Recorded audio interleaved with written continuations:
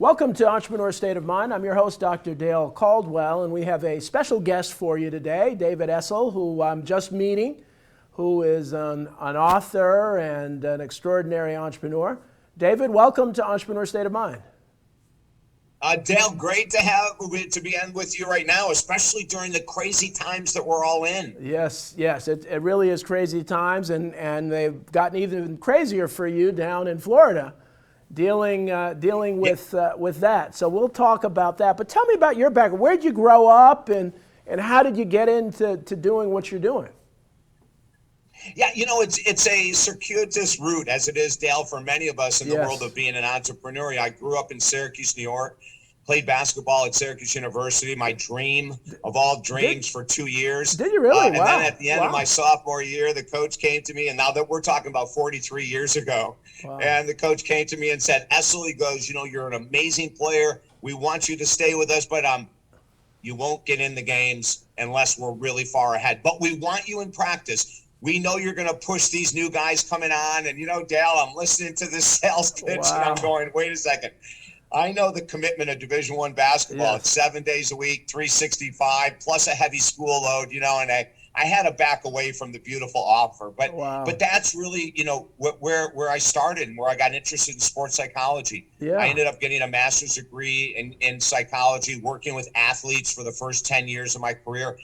And then in 1990, I had this very intense experience that changed the trajectory of my life forever. I had a failed suicide attempt. Oh my goodness! Wow. And it was building for years. And as many of us in counseling, we know how to help other people, but we don't recognize how to help ourselves. It's part of the problem of being a caregiver. And that's basically what we are as entrepreneurs in the world of personal growth, is we're caregivers. So I had carried way too much load on my shoulders. But, it's interesting, Dale, because those experiences, if you make it through, and I'm very fortunate that I did, changed the trajectory of everything. Right. I went into full blown into the world of mental health, and then that turned into relationships. And then that turned into helping entrepreneurs with their relationships, work-life balance, expanding their business without losing themselves, which is very hard for us entrepreneurs to do. Wow. So David, let me ask you, because again, I appreciate your openness and really talking about this. And so, the one thing that a lot of people don't understand is say, well, here's David Essel. I mean, he must have been an incredible athlete to play with on Syracuse team, even for 2 years. Good-looking guy, successful guy. What brings people to the point of even considering that? Because you say, wait, and one of the things I'll say, and I'm kind of a weird bird in that I've not really experienced it as much, because I always compare my life to my worst day is better than so many people's best day. And that's my frame of reference. And that's kind of helped me keep sanity in bad times. But how do people who have really a lot going on successfully feel that they're doing that, if you wouldn't mind sharing? I'm just curious, because a lot of people have that question. Yeah, it's not abnormal. It's not abnormal for people to be in this situation and to feel like they have no outlet but to try to leave the world. And and what happens is, especially in the world that I'm in, of positive motivation, lifting spirits, making people aware that there's no limit to what they can achieve. And you carry that burden. And you carry the divorces that you've helped people go through, and you carry the addictions that you help people go through. And Dale, quite frankly, I was an alcoholic for 30 years and doing the work I'm doing right now. And in 1990, when it all came crashing down, what I realized is that I had used alcohol to self-medicate. So I didn't feel the intensity of the depression growing. I didn't feel the intensity of the anxiety. People use food, they use sports, they use everything they can to distract themselves from internal pain. And, and in my case, it's all about helping others. And so I became a workaholic. I became, the alcoholic because of the workaholism. It was all combined together. And this story, minus the suicide part, is a very common story in the world of entrepreneurs. Especially in the last 4 years, 3 years since COVID, we've had more entrepreneurs coming to us saying, I'm lost. Yeah. You know, my business is failing, or my business has exploded and I don't know how to handle it. You know, listen, stress can come in both directions. Right. So we have people coming to us, entrepreneurs saying, I haven't had work-life balance in 20 years. Yeah. My relationship has been a mess for 15, 20 years because all I do is work. Right. I put on 100 pounds. You know, I just started working with an entrepreneur. His company brings in 30 million a year. He's been doing great for a number of years. Now he's looking in the mirror. He's 100 pounds overweight. Wow. He realizes that he has alcoholic tendencies. His relationship with his wife has not been good for 15 years. This is not uncommon. Right. You know, this is like one of the messages, Dale, I want to bring out there. But David, entrepreneurs have a hard time asking for help. Yeah, well, but see, and so the external world, I mean, I'm glad you said that, because the external world looks at $30 million business, probably beautiful home, you know, they're married. What problems do they have? You know, I wish I had those problems. And so, but that's important. And so during the pandemic, one of the things I did, I wrote this article on, and I had this chart, and I use it now all the time, where I said, what zone, every day you should check in and say, what zone are you in? Are you in the panic zone, where we have a list of things? Are you in the awareness zone? Or are you in the success zone? And I was amazed at how many people took that, put it on their fridge. You know, I think, David, this goes, we're in a society, not just entrepreneurs, but the society where people are, you know, mental health is at a crisis level that I think is the highest it's been. I don't know what you think about that, but is that, do you get that sense too? Dale, let me back your statement with statistics, with facts, proving that you're 100% correct. The American Psychological Association, which I'm involved with, came out about 8 months ago with a survey that they did from the pandemic to about 8 months ago. And the numbers, if people are with us right now, you want to write these numbers down, I highly recommend it, because this is the state of America. Yeah. 80% of respondents said they do not have the emotional coping skills necessary to go through everything we've gone through in the last several years. Wow. The pandemic, the political unrest, wow. the racial unrest. Right. You know, we don't have, 80% of Americans said we don't have the emotional coping skills. That is incredible. incredible. And this is huge. Now listen to this. 80% of marriages said their marriage has never been in worse shape than it is right now. 80%, wow. I mean, these statistics are mind-boggling. 40% of respondents said that their depression and anxiety is out of control and they don't know how to handle it.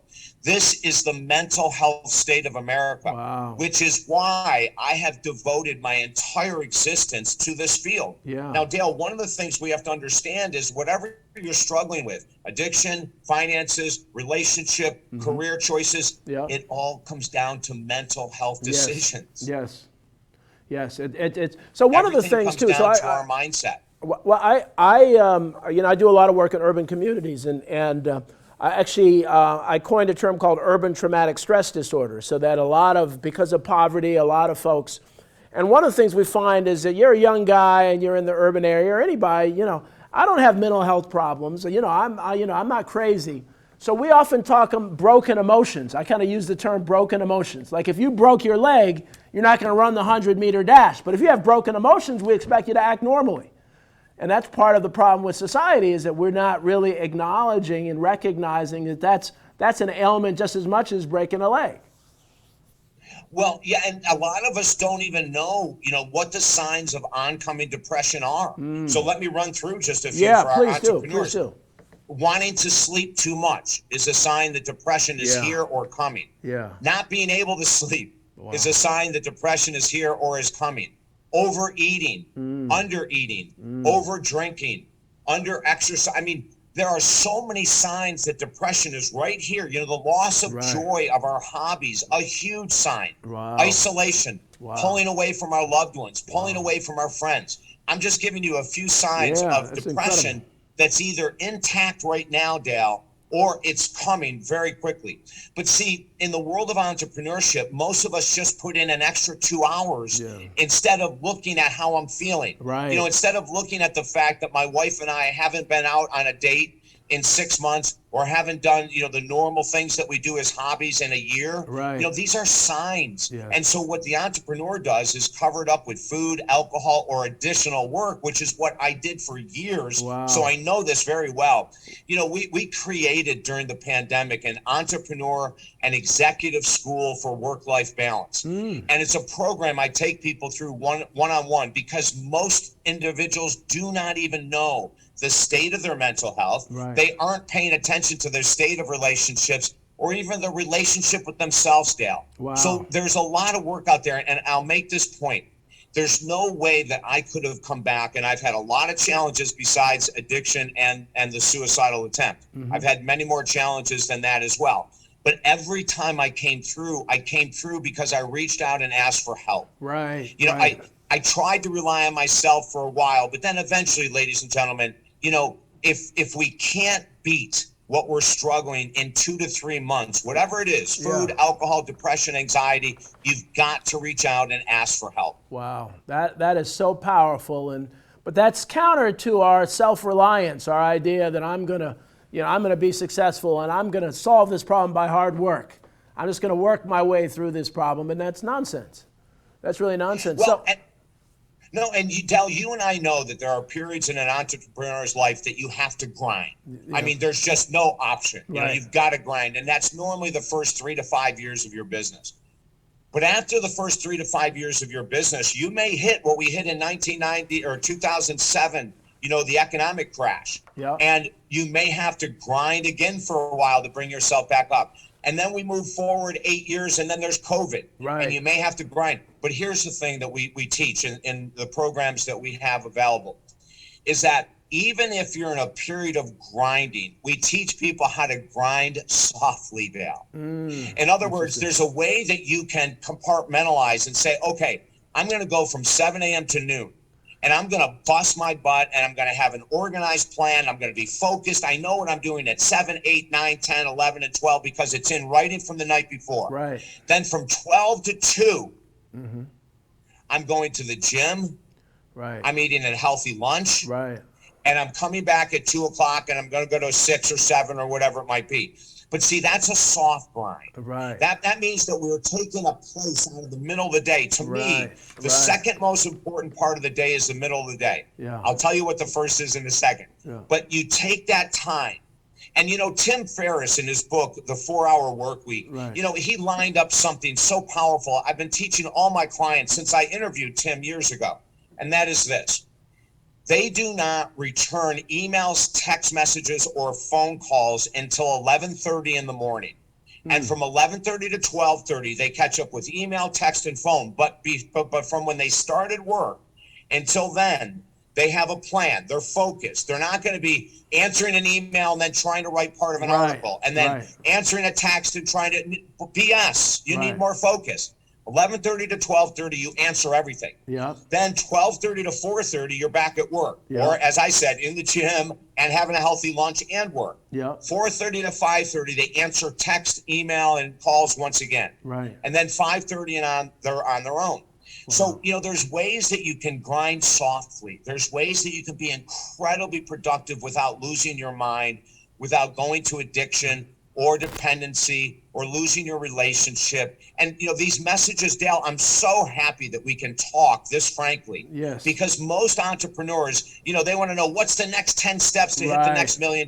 What's the next 10 steps to get to the next 100 new clients? What's that? We're so programmed consciously and subconsciously to be grinding forward, and then we look at competitors and we say, oh my God, I'm better than them. I should have more of this. Right. And so what we're asking people to do is to slow down. Excellent. Well, we're going to take a commercial break now, and we're going to come back with David Essel in a couple of minutes. But this is a fantastic, just with such great advice. So we'll see you back on Entrepreneur State of Mind after the commercials.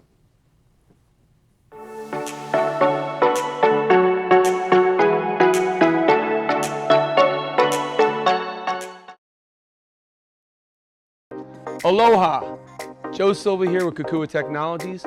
I'm excited to see you on Tuesdays on Morning Coffee for our tech tips.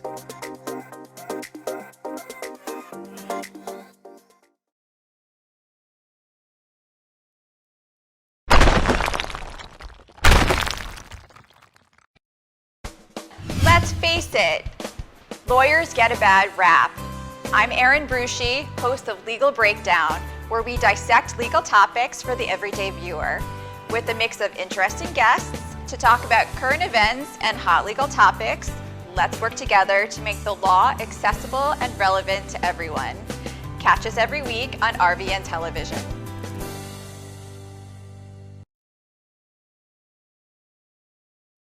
A stroke can be easy to detect. A loved one can't speak, perhaps they can't move. But there's another sign of a stroke that many of us can't see. It's called spatial neglect, and it can occur during or after a stroke, causing distorted visual movements. Fortunately, there's a solution by using optical prism technology during rehabilitation. If you or a loved one have experienced a stroke, ask your doctor about spatial neglect. Spatial neglect. See the whole picture at KesslerFoundation.org.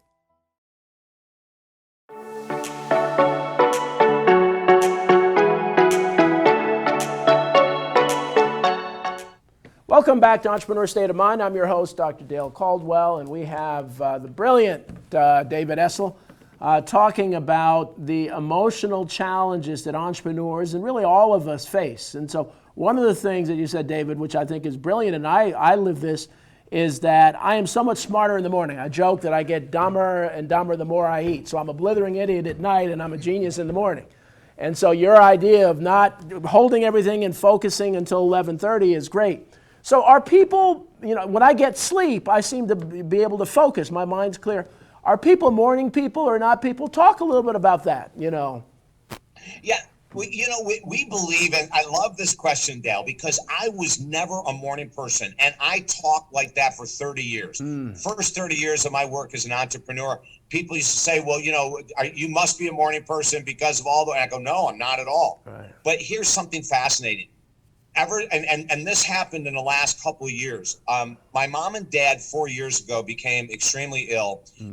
My mom had dementia, and she had 4 years of dying. That was the worst 4 years you could ever imagine seeing someone go through. Wow. And my dad had cancer and a bunch of other diseases. And so they went down. They were in hospice for 2 years, both of them together in hospice for 2 years, suffering greatly before they died. And it was 4 years ago when my mom came down with dementia that I became a morning person. And it wasn't on purpose, but I'm going to tell this story, and then I'm going to tell how my whole executive coaching and counseling work changed. For some reason, when I got the message that my mom had dementia and I saw what the signs were on a FaceTime call with her, it was horrendous to see, Dale. Yeah. All of a sudden, I started getting up at 5 a.m. I didn't plan on it. I was normally getting up at 8 in the office at 9:30, but I work until 9 at night. And so I made up the time in the way that I wanted to make it up. For some reason, I started getting up at 5 and I couldn't go back to sleep. Wow. So I started to create this program, and it ends up being, I'm still following it today. It's about an hour and a half long, where I do a lot of spiritual work in the morning. I do a lot of reading of real books. Yeah. And I say this to everyone.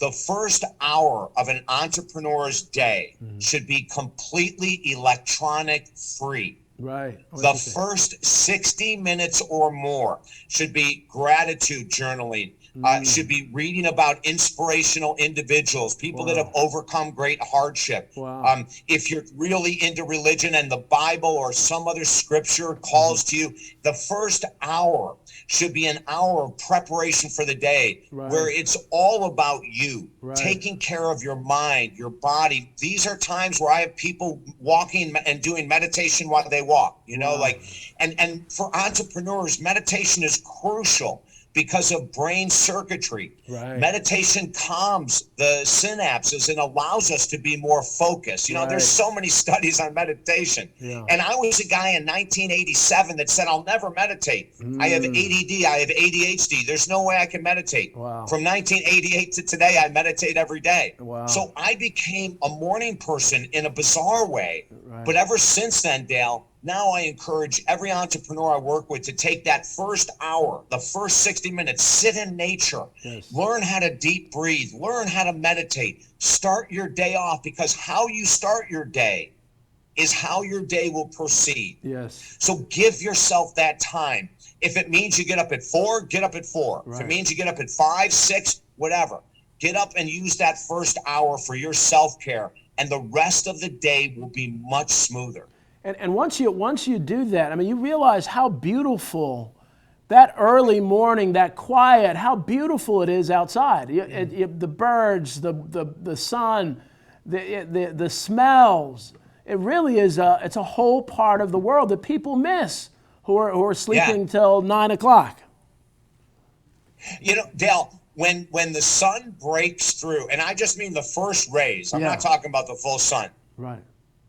I can't even tell you the experience. I'm going to use the word spiritual. Yeah. It is a deep spiritual experience. I feel connected with everything. Yes. You mentioned birds and nature. You know, I have 4 bird stations out in my backyard that I fill with bird seed every day. Wow. My backyard is humming with nature. I love it. And it allows me to come in with a smile. It allows me to come in with a peace of mind.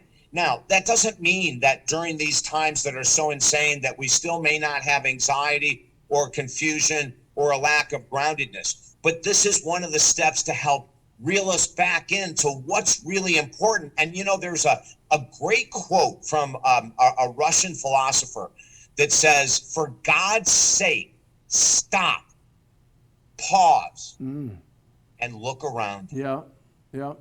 And I love that, Dale, you know, because that's what a lot of us entrepreneurs miss. You know, we miss the moments. We miss our kids' games. You know, I remember this very popular TV host who's on one of those shows where they judge, you know, individuals that have brand new products, entrepreneurs that are trying to bring brand new products. I'm not going to mention names. Right. But there's this one judge who's, you know, one of the judges who's very popular and extremely wealthy.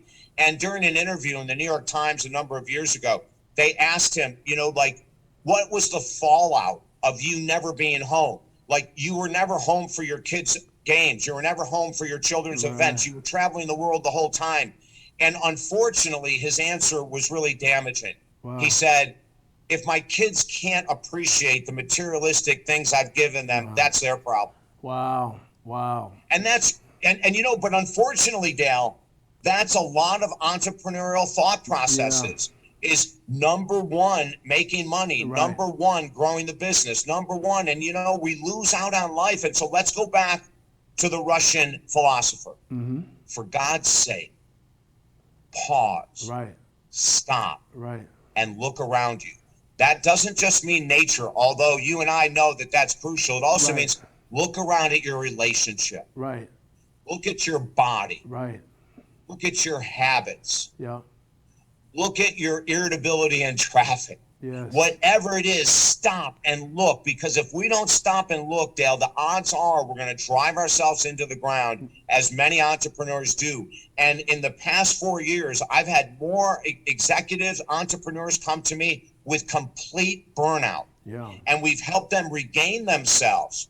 But the messages that you and I are talking about right now, hopefully, if people take this seriously, should eliminate or shorten burnout, or at least allow people to look for the signs that say, I'm not on the right track anymore. And it's easy to do. If your relationship is a mess, if your body is a mess, if you're addictive or dependent on food or alcohol, hey, listen, things aren't going well. It's time to slow down.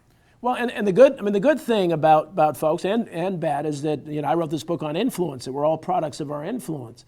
And so we can influence, and what you're kind of doing, influence people, entrepreneurs, to smell the roses, to really begin to appreciate, you know, a life. And so if other entrepreneurs do it, then they're more likely to do it. But we're in this mindset as, well, he made 10 million, I need to make 11 million today. So I got to work that much harder. And we're chasing our tail.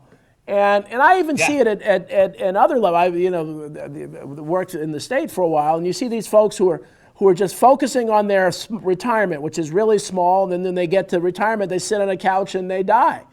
You know, that we're all focusing on the wrong things, and what you're trying to do is get people to really focus on what's important. And so before we run out of time, obviously you're in Florida, and you've just experienced one of the most horrific, you know, weather things. So the emotional strain and stress must be high. Are you using some of the principles for some of your fellow Floridians?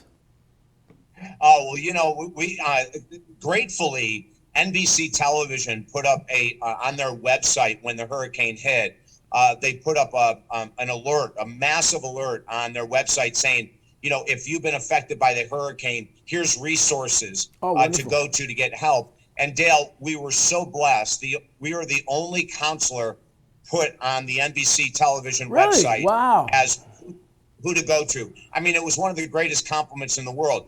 Now, over the last 10, 14 days, we have been slammed with individuals just, screaming for help with grief and loss and sadness. I mean, it's been amazing. The beauty of it is that we get a chance to help people. The field I'm in, it's all about helping people. And a lot of what I do, Dale, is listen and allow them to vent. And I don't necessarily even have to say much for them to feel better and to start to get on path. But one of the things that I say to everyone, whether they're, challenged by the hurricane or they're living out in California, the life of Riley, it's the same thing the Russian philosopher. Look around, stop, pause, enjoy life. Yes, you can be successful, but you may have to change your mindset, your belief systems, and start to gear down a little bit in certain areas of life. And Dale, I want to be flat honest with you. I have to practice these same principles, even though I've been teaching this stuff for 30, 40 years, 43 years now. I still have to look in the mirror every day and reel myself back in, because my natural inclination is to go. That's what most entrepreneurs, we've been gifted, type A. We've been gifted with that spirit of nonstop. And there's a benefit to that. Trust me, I wouldn't be where I am in my career if I didn't have that drive.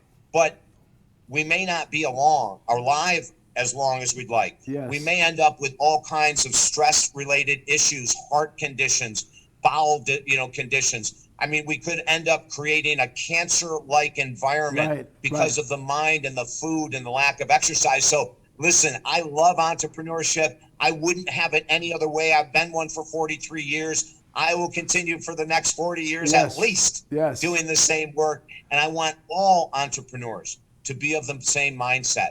Self-care is one of the greatest missing pieces of being a phenomenal entrepreneur. And remember this, as an entrepreneur, you're a leader. You're a role model. You're a role model. Think about that when you look around your home. Think about that, how you treat your employees. You're a role model. You're a leader. Everything is top down. You're that important. And when you change, everyone changes. Absolutely. And David, unfortunately, we're at the end of time. I'm trying to remember, and there was a Dalai Lama quote that says, we spend all our time working hard, and then we spend our money trying to repair, for healthcare, trying to repair all that stuff, and yet we don't appreciate life. And it's a brilliant quote, and a Dalai, I can't, but it's, well, David, we're at the end of time. This has been phenomenal. It's been fantastic. My thoughts and prayers are with you and the other Floridians, and you're helping a lot of people. And so it's an honor to have you on Entrepreneur State of Mind. I hope the viewers listen very closely, and this show can possibly even change your life and turn it around and save your life or save the life of someone you care about. So take care. David, thank you again. Take care. Thank you for watching Entrepreneur State of Mind, and we'll see you next week.